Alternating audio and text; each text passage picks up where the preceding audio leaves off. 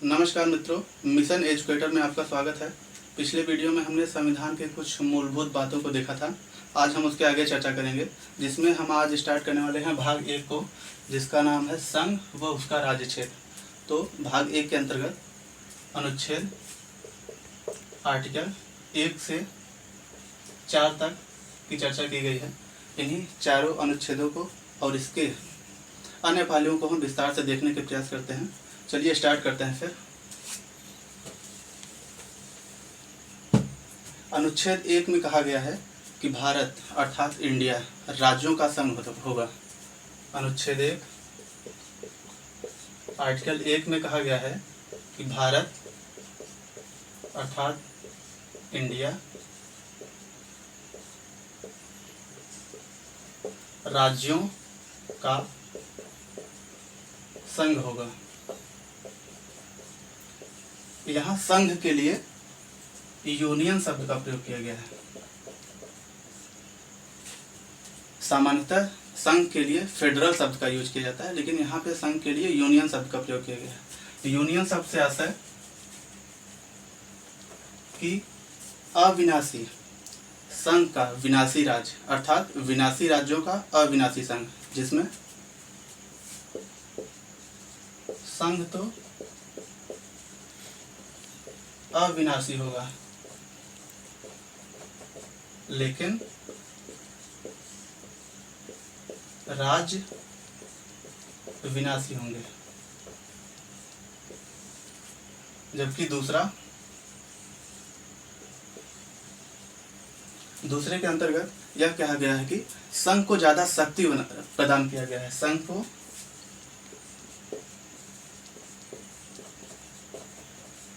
शक्तिशाली बनाया गया है।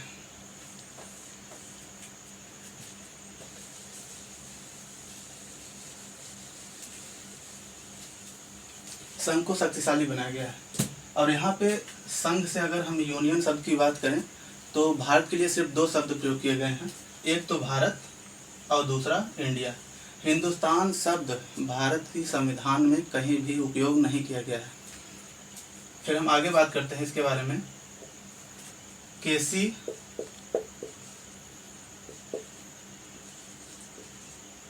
वियर साहब ने भारत को अर्ध संघात्मक कहा था।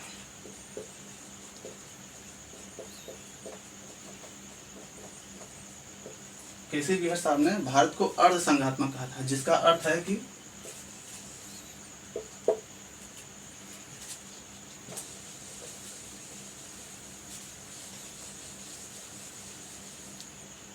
अर्ध संघात्मक को हम समझते हैं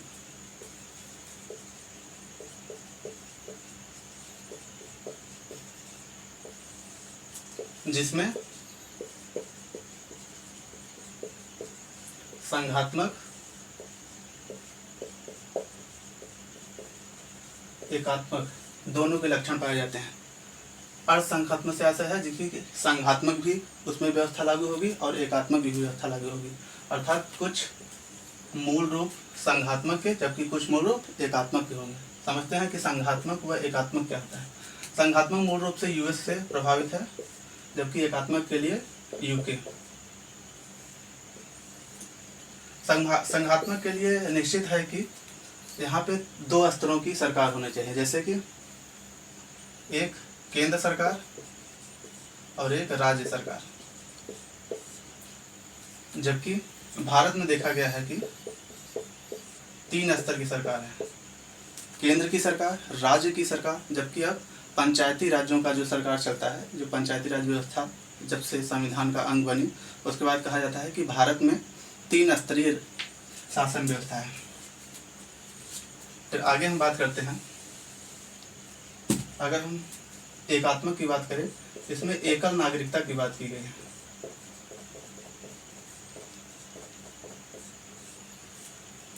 उसके बाद हम संघात्मक की बात करते हैं। इसमें भारतीय शासन को 3 सूचियों में बांटा गया है। संघ सूची, राज्य सूची, समवर्ती सूची।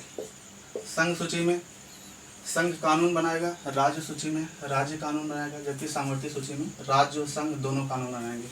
दोनों कानूनों में भेद होने पे संघ का कानून प्रभावी होगा। उसके बाद अगर हम यूके की बात करें तो इसमें राज्यपाल का पद, राज्यपाल का पद सामान्यतः एकात्मक की ओर प्रेरित होता है। जैसे कि किसी राज्य पे नियंत्रण करने के लिए संघ प्राय राज्यपाल की नियुक्ति करता है, जिसके माध्यम से राज्य का शासन चलाया जा सके।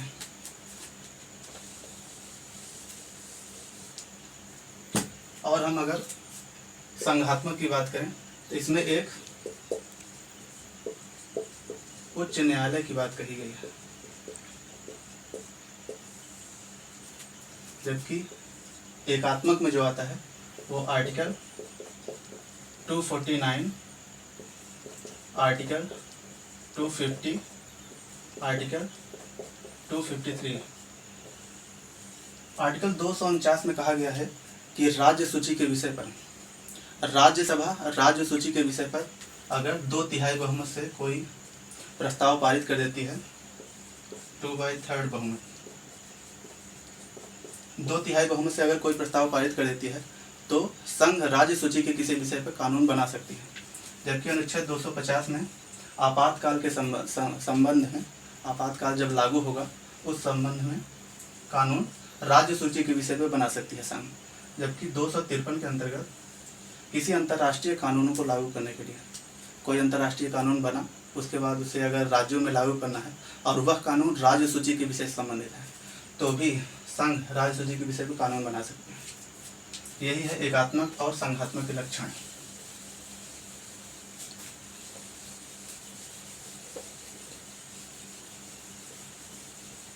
उसके बाद हम देखते हैं अनुच्छेद 2, आर्टिकल 2, नए राज्य की स्थापना व प्रवेश, जिसमें स्थापना से आशय है कि ऐसे राज्य जो स्वतंत्रता प्राप्ति के समय भारत का अंग नहीं थे। जैसे कि अगर हम स्थापना की बात करें तो 36वां संविधान संशोधन के माध्यम से सिक्किम भारत का अंग बना, तो इसे हम स्थापना कहेंगे। जबकि नए राज्य का प्रवेश हम बात करें तो ऐसे जो स्वतंत्रता प्राप्त के समय भारत का अभिन्न अंग थे लेकिन उसे मिलाया नहीं गया था, उसे हम प्रवेश की बात करते हैं।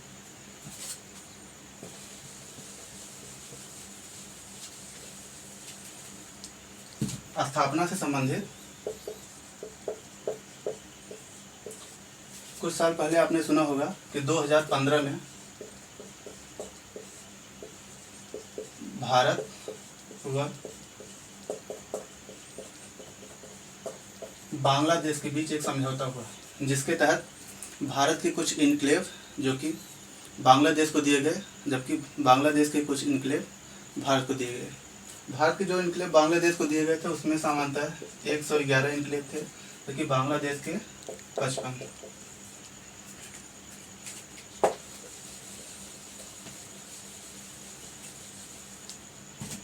अब अनुच्छेद 3 की बात करते हैं।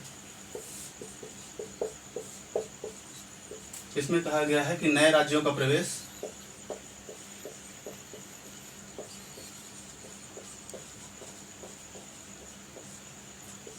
वर्तमान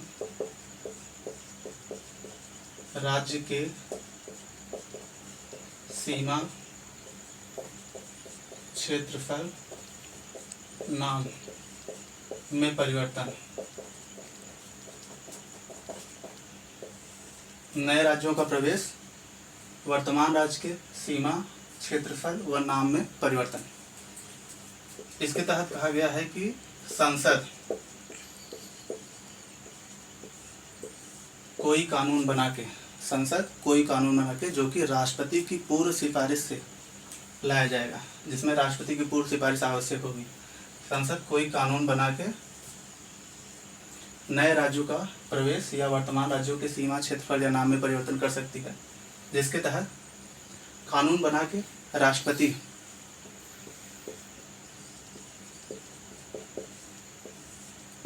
उस विधेयक को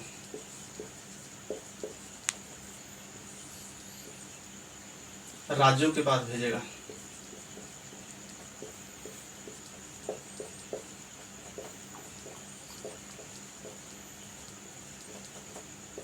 राज्यों के पास भेजेगा, आशय ये नहीं है कि राज्य इसको मानने या न मानने के लिए बाध्य हैं, और ये वो राज्य होंगे जिसके नाम, सीमा या नए राज्यों की प्रवेश की मांग कर रही है उनसे संबंधित राज्य होंगे। और यह राष्ट्रपति के ऊपर है कि उनको कितना टाइम देता है राज्यों को इस सहमत या असहमत के लिए। अगर वो सहमत होते हैं तब भी राष्ट्रपति उनका बात मानने के लिए बाध्य नहीं है, जबकि अगर असहमत होते हैं तो भी उनका बात जो है मानने के लिए बाध्य नहीं है राष्ट्रपति। तो राष्ट्रपति पारित करके किसी नाम में नए राज्यों का प्रवेश कर सकती है, सीमा, क्षेत्रफल और नाम में परिवर्तन कर सकती है। यह पूर्णतः संसद के ऊपर निर्भर है।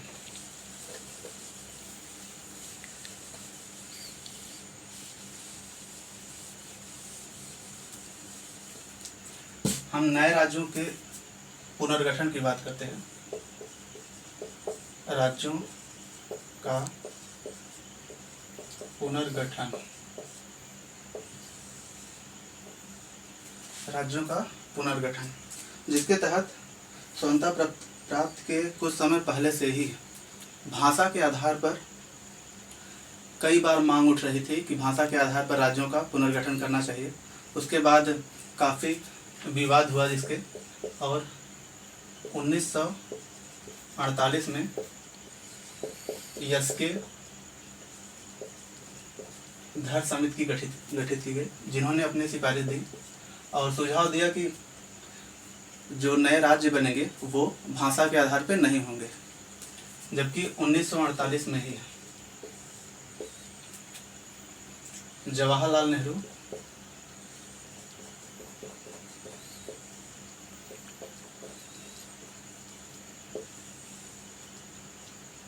सरदार वल्लभ भाई पटेल, सरदार पट्टाभ सीतारमैया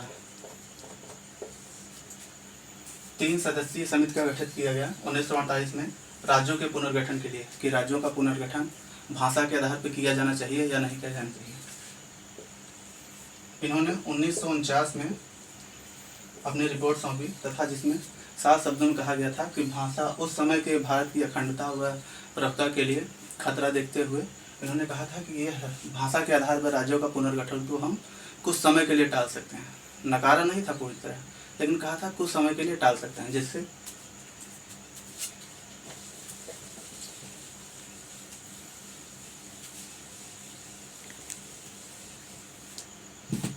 उसके बाद 1953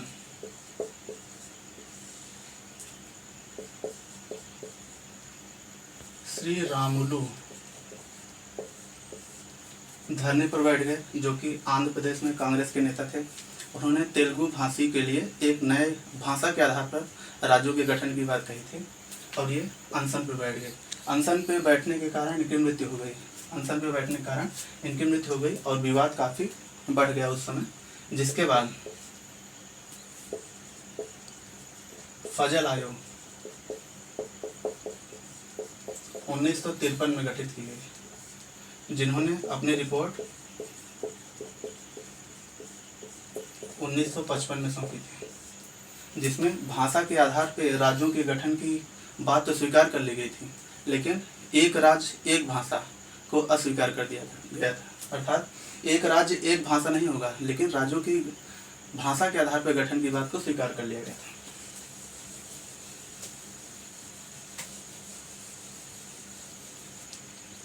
उसके बाद बात आती है 7वां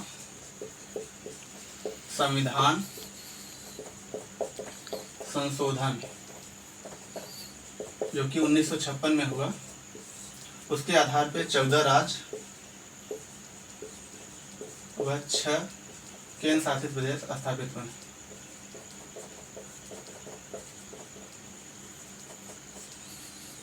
सातवां संविधान संशोधन का आधार पर 14 राज्य व 6 केंद्र शासित प्रदेश की स्थापना हुई।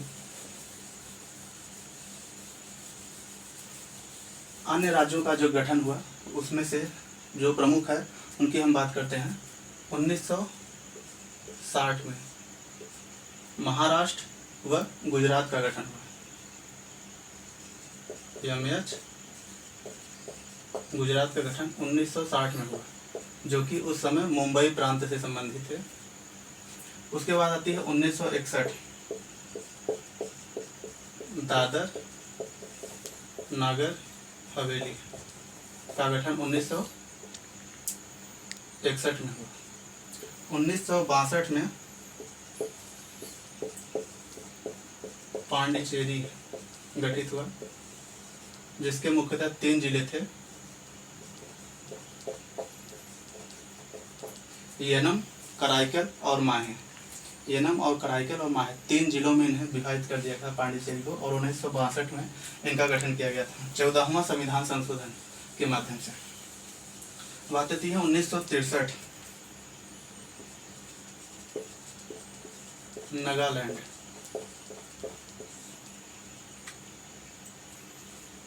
1966, हरियाणा चंडीगढ़। हरियाणा और चंडीगढ़ जो है पंजाब प्रांत से अलग किया गया था, जबकि चंडीगढ़ को पंजाब व हरियाणा दोनों की राजधानी स्वीकार की गई थी। उसके बाद आती है बात 1971, हिमाचल प्रदेश।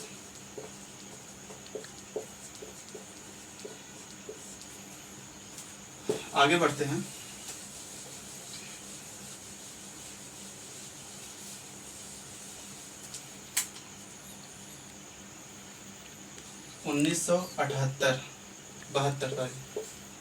1972 में मणिपुर, त्रिपुरा और मेघालय की स्थापना की। मणिपुर,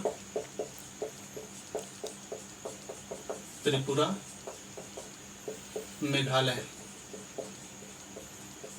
राज्य को गठित किया गया। उसके बाद बात आती है 1975, जिसमें सिक्किम, जिसका पहले हम बात कर चुके हैं कि 36वां संविधान संशोधन करके सिक्किम को पूर्ण राज्य का दर्जा दिया गया। शुरुआत में सिक्किम एक केंद्र शासित प्रदेश के रूप में भारत में शामिल हुआ था, लेकिन 36वां संविधान संशोधन 1975 के माध्यम से सिक्किम को पूर्ण राज्य का दर्जा दे दिया गया। तो सिक्किम भारत का राज्य कब बना? 1975 में, पूर्ण राज्य। उसके बाद आता है 1987, जिसमें मिजोरम, अरुणाचल प्रदेश, गोवा, दमन दीव को भारत में शामिल किया गया। मिजोरम, अरुणाचल प्रदेश, गोवा, दमन दीव। उसके बाद आता है 2000 में। सन 2000 में 3 राज्य गठित किए गए, जिसमें से सबसे पहला जो था 1 नवंबर 2000 को छत्तीसगढ़ को, 9 नवंबर को उत्तराखंड, 15 नवंबर को झारखंड। छत्तीसगढ़ को मध्य प्रदेश से अलग करके बनाया गया था, उत्तराखंड को उत्तर प्रदेश से अलग करके बनाया गया था, जबकि झारखंड जो था वो बिहार से अलग करके बनाया गया था। ये था राज्यों का पुनर्गठन। अगर हम केंद्र शासित प्रदेशों की बात करें तो स्वतंत्रता प्राप्त के समय भारत 9 प्रांत, 552 रियासत में विभक्त था। 9 प्रांत जो कि बड़े प्रांत थे, जिसमें से हैदराबाद, जूनागढ़, ये सब बड़े प्रांतों में थे। और ऐसे प्रांत जो ब्रिटिश प्रांत कहे जाते थे, जिसके शासन की जिम्मेदारी ब्रिटेन थी, जो गवर्नर के माध्यम से शासन करते थे। जबकि 552 जो रियासतें थी, इसमें छोटी व सभी रियासतें शामिल की गई थी, और इनमें से 549 ने भारत में शामिल होने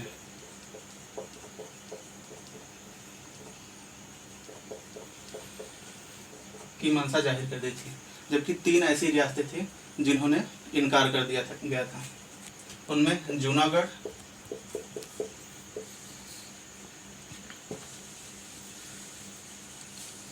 जूनागढ़, हैदराबाद,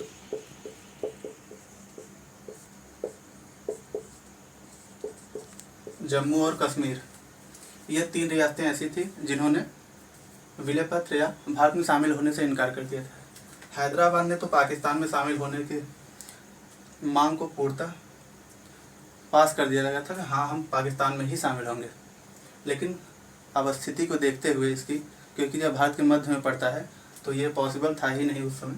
तो जूनागढ़ जो कि जनमत संग्रह के माध्यम से शामिल हुआ, हैदराबाद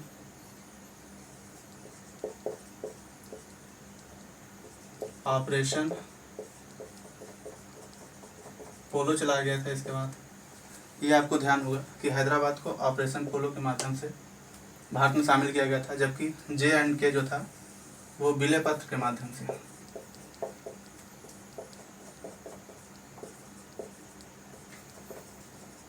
भारत में शामिल हुआ था। तो ये था राज्यों का पुनर्गठन और केंद्र शासित प्रदेश और देशी रियासतों का पुनर्गठन। तो फिलहाल हम इस वीडियो में यहीं तक देखेंगे, उसके बाद अगले वीडियो में हम बात करेंगे। तब तक अपना ख्याल रखिए, धन्यवाद।